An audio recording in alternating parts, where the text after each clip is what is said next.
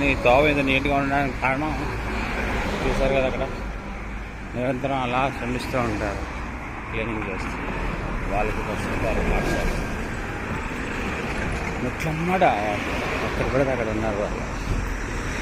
కానీ ఓవరాల్గా నాకు అనిపించింది మెట్లకి పూజని ఈ పసుపు కుంకాలు ఏదైతే రాస్తున్నారో దానివల్ల మెట్లు వాన పడితే బురద జారు ఎంత రిస్క్గా ఉంటుందంటే పడిపోతాం కూడా.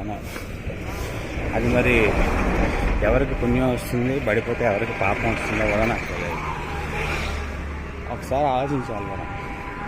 అంతంత పసుపులు అంతంత కుంకాలు రాసి మీ వల్ల ఇంకో వ్యక్తి పడిపోయి ఇంబ్యాలెన్స్ అయితే అది ఎంత ఇబ్బంది చెప్పండి.